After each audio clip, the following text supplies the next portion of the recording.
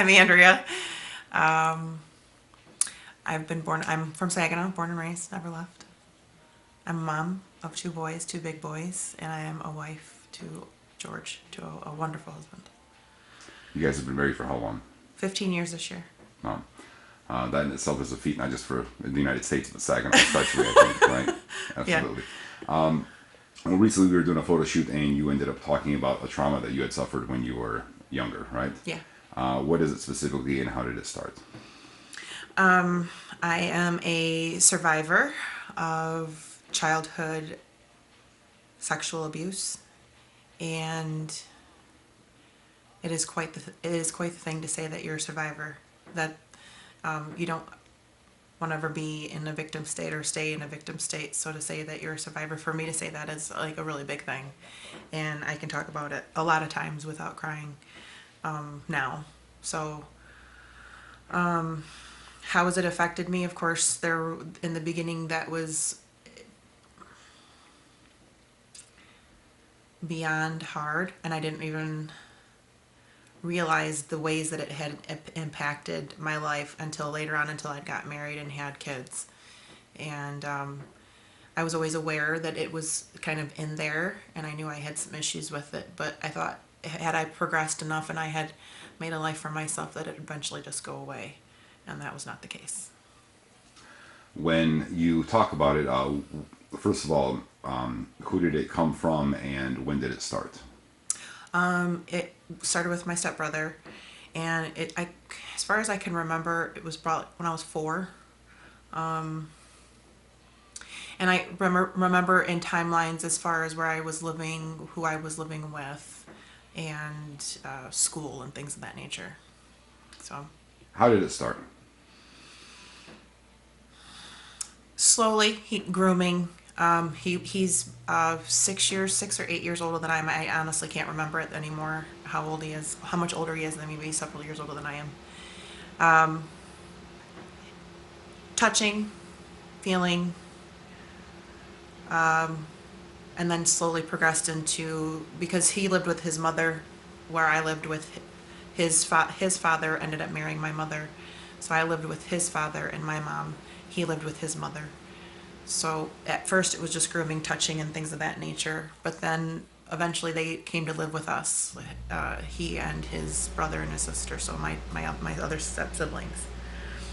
That they moved in when I was probably 7 or 8. I think I was 8, because I was 7 years old when my stepdad adopted me, and so my last name changed from Garza to Hernandez. So I was born. I've had 3 names since I've been born. So I started out with Andrea Marie Garza.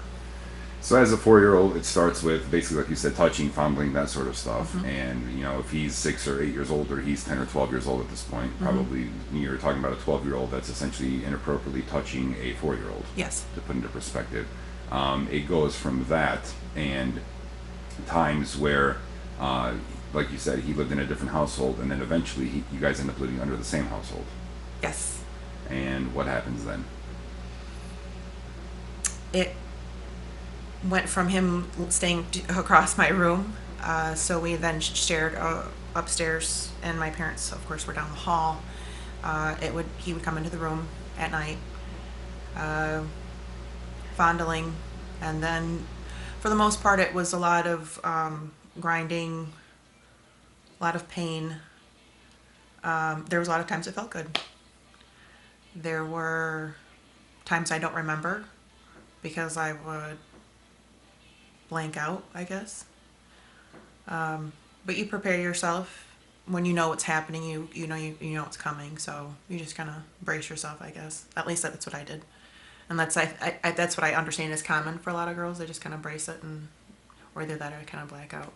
So either you escape in your mind or you just deal with it. When you're talking about it being painful and grinding, you're obviously talking about penetration. Uh, that part I can't remember exactly. But yeah, that's what I would imagine it is because it was so painful. Um, And that probably wasn't until I was about 8. so you're talking about 4 years of grooming essentially, and now at this point he's 16, 17, something like that. Yep. So he's driving a car, and basically you're 8 years old. You're Yeah. still a child. Yes. I'm still playing with Barbies. You're still playing with Barbies. Yes. How did that manifest itself at the time as far as going through that trauma? Obviously, I think a lot of the victims that go through something like that, they have that mental escape where your mind goes into another place, or you shut off, or you have a hard time remembering certain elements of it. But how did it affect you then that you remember? My memories are the escaping. The memories of my escape.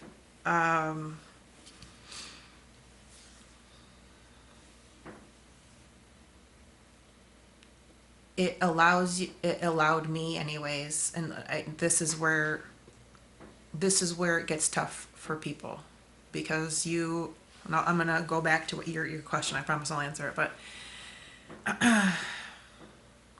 there's some point where in my recovery I was very angry, and this is where I do get upset, because you say I am who I am now, and I am who I am now because of all the things that happened to me, right? And I'm okay with who I am. I like who I am. But at some point you resent that too.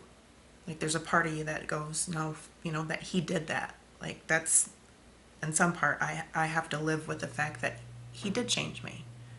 Something he did to me changed me. And that's the separation you have to make. It's not he changed me, it's something he did to me.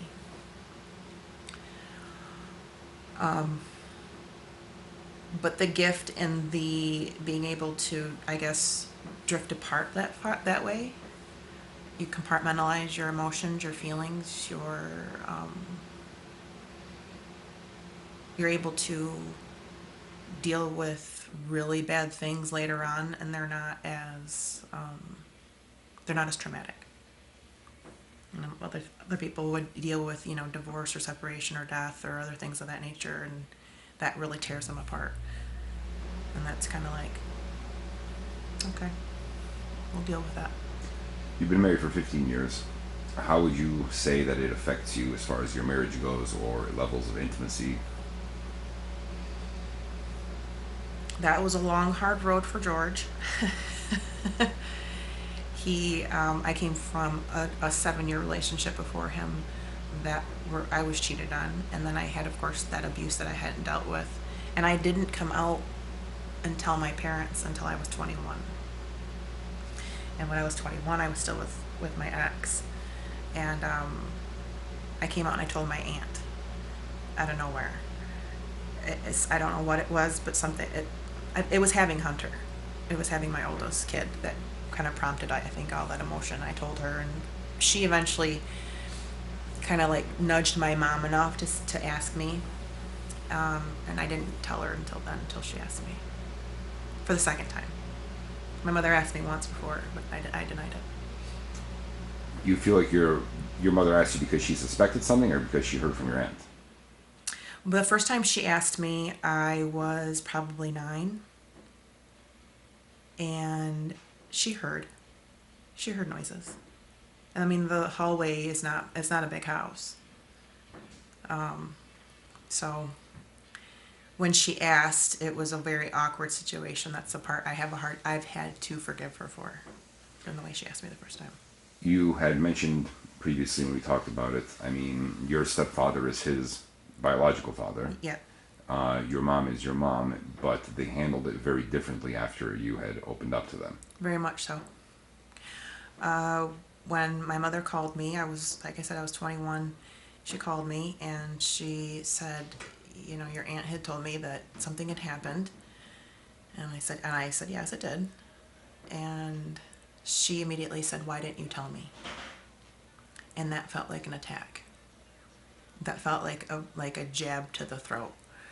And I said, don't you dare attack me. And she says, I'm not attacking you. I just want to know why you wouldn't tell me something like that. And I just thought, why don't you ask yourself that? Ask yourself why I didn't tell you. Utter remorse about not being the one to know, not me telling him. Why didn't I'm sorry I didn't know. I'm sorry that you couldn't come to me. It was a complete opposite reaction. And it was a reaction I would have never asked. in a You million years. you thought in some ways that his dad might try to protect him, right? Absolutely. Absolutely. It was definitely a turning point of our relationship. We had always had a semi-adversarial relationship growing up because my biological dad was never around, and um, the whole molestation thing, and it was never really a great relationship. We struggled to make a relationship. We had our moments. Don't get me wrong. I have a lot of wonderful memories with my father.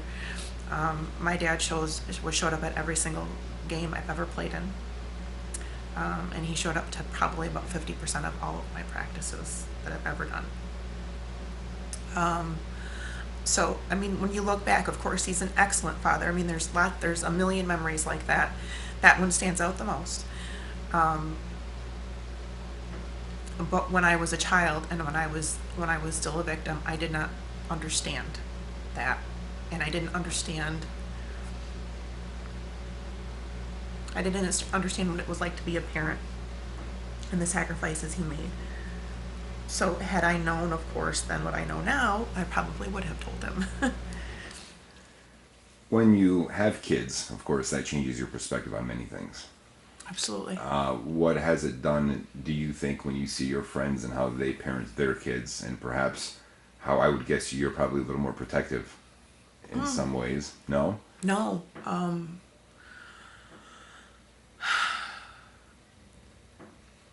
I lacked confidence all of my life because of what happened to me. And I wanted my children to have nothing but confidence. And so I wanted them to be independent and to be self-sufficient. And so I think I've done that. Hunter is more successful than I could ever have imagined. Being 18 years old, he withdrew from high school at 16. And he's, like I said, very successful young man, very independent. And the same for Charles. I mean, that's what I wanted. I didn't want it to be the hovering parent, or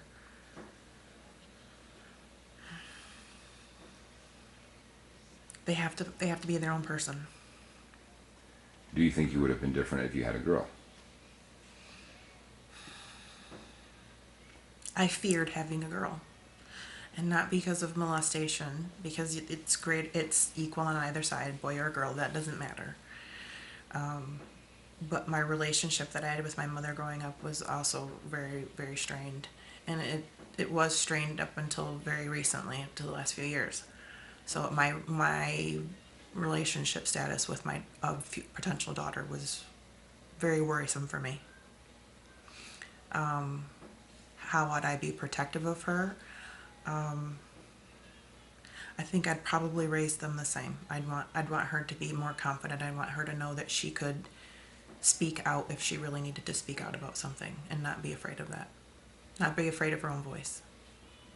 There comes a time, and I've heard it said between people, that of course we don't really appreciate our parents and how they do a lot of sometimes what seems to us as being kids nonsensical shit until we become parents. How much of that played into the role of you also being able to look at your mom as someone who herself didn't necessarily deal with her own trauma, and be understanding for how she had dealt with it when you opened up to her about it?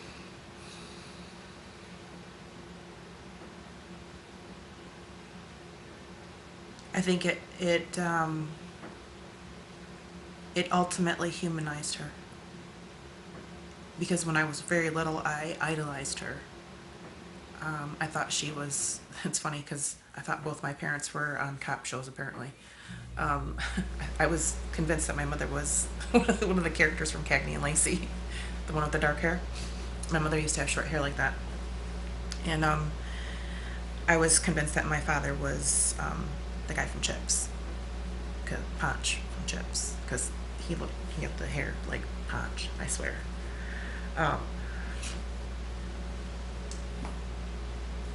I grew up with her being like this power woman. She was in the office all the time. I went to work with her when I was little, in the office. would hide under her desk. She always was independent. She's always on her own. Um, but she always had a guy. Always. And I didn't think anything of it back then, but I guess now looking back, she needed some sort of security, I think, now looking back. And now learning that, of course, like you asked about the abuse and learning about how she responded to it, I felt bad for her. I realized that if she hadn't really faced what she had gone through, and if she at that point in time she hadn't faced what she had really needed to go through with her journey and her pain, there was no way she was ever going to understand mine. I mean, and I think some part of her too was like so entwined in my pain and like how I felt as from a motherly perspective. I think she, like I said, she felt victimized as well, all over again. So you learn when you in recovery, you can't judge another victim. So if she didn't go through whatever she needed to go through, that's not my place to judge her. Moving forward, what would you tell other people that have gone through this sort of childhood trauma? There could be a girl that's 12 years old that ends up watching this. Obviously, kids have access to internet now more than they ever did. Anybody with a cell phone will have access to this. What would you tell somebody that's that age that has gone through something like this? Don't tell your best friend, because your best friend is your peer. And a lot of times our peers will keep secrets for us because that's what we want. We want to keep the secret. If you haven't told, that's what you're doing. You're keeping a secret. And I'll tell you that keeping secrets will tear you apart. It'll completely destroy you. Tell somebody who can actually help you. Don't be afraid to point the finger. Don't be afraid to say something. Don't be afraid to, there's so many different ways that a girl becomes a victim. Depends on the type of relationship she has with that person, with whoever's victimizing her. And sometimes that girl feels like she's connected to him in some way, and that makes her fearful. And that's a tough thing to do. That's a tough thing to break. But if she ultimately feels like she needs to get away, then she needs to talk to somebody that she can actually get her help. And unfortunately that's hard to do. What would you say to, I think there's many adults that have gone through this trauma as well and still haven't dealt with it. You need to. You need to. If you're not facing it, you need to, because you're holding on to all kinds of things. That kind of trauma affects your life in so many ways you have no idea. When you really go through the recovery, it's very painful, and I think that's what people avoid, because you have to look back at what happened to you, and you have to relive it, and it is not easy. The recovery is just as tough as the abuse. You have to relive it. Is there anything else that you would add? Anything else I didn't touch on? Maybe something that you think is important to be able to say?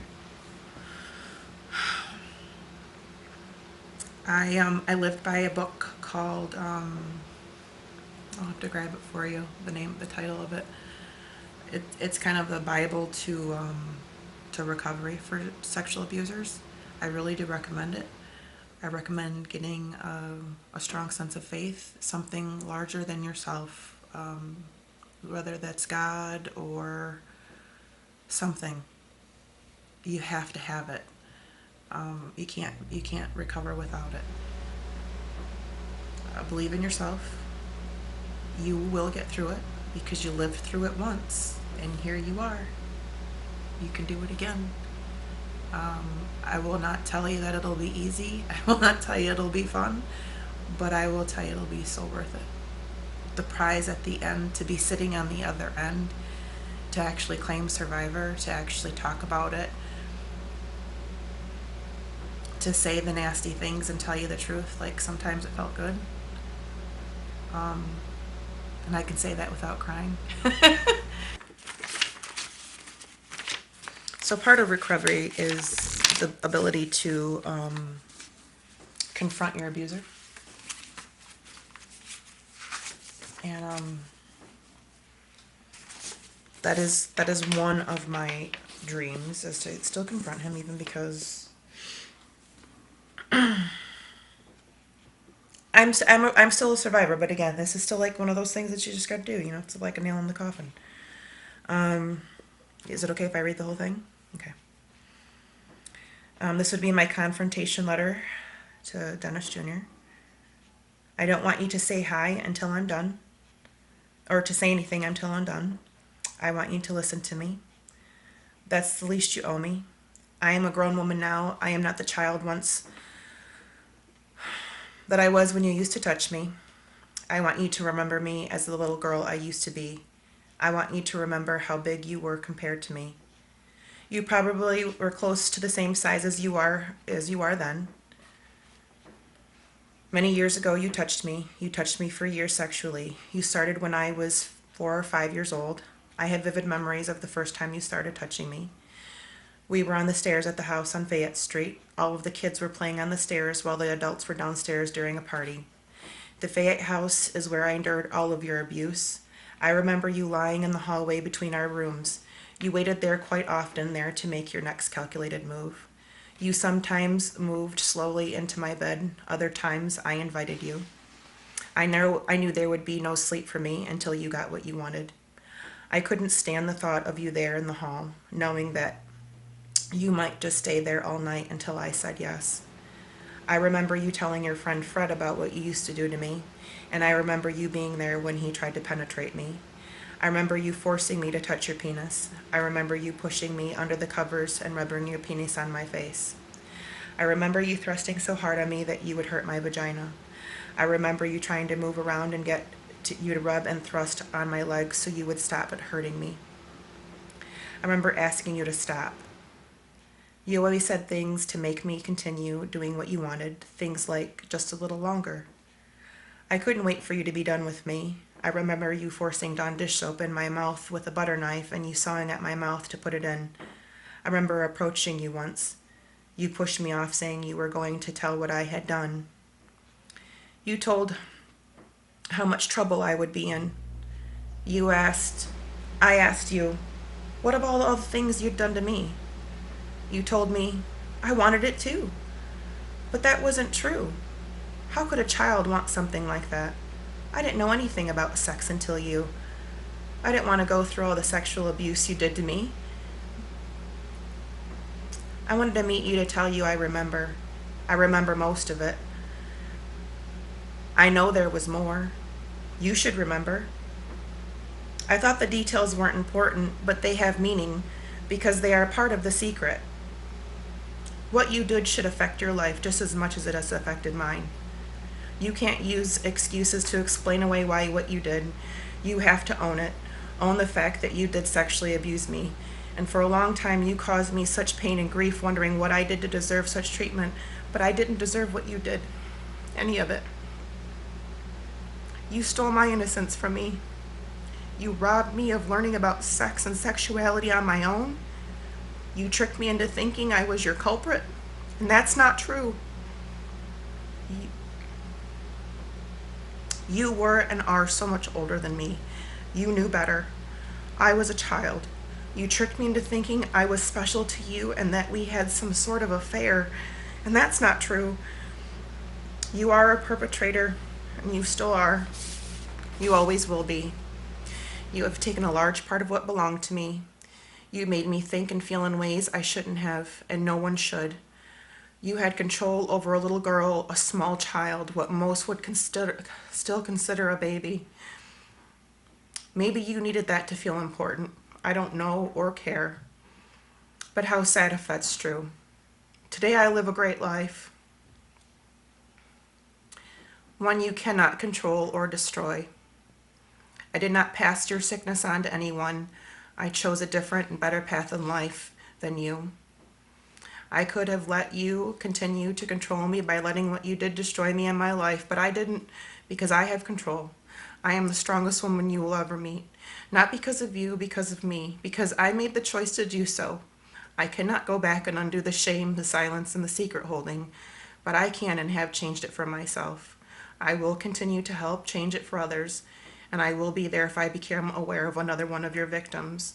Your sexual abuse is no longer my secret to hold. There is shame in secret holding. It's your turn to hold the secret and the shame that comes with it. For I have nothing to be ashamed of. I was a child, I told, and I keep telling my story of my sexual abuse so that I won't keep your secret anymore. That's it. What is it like right now when you read that? Relieving.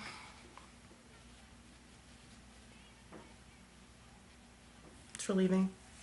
It's always relieving. I don't know why. It's always cathartic. I just wish I could read it to him. And right now, even if you wanted to, you couldn't because. I have to be on a permitted list to see him in prison, where he currently resides. For not what he did to me, but for other crimes that he's committed. The letter's for me. So, that's all that's important. It's how it makes me feel. Like you asked me how it makes me feel. This last part makes me feel powerful.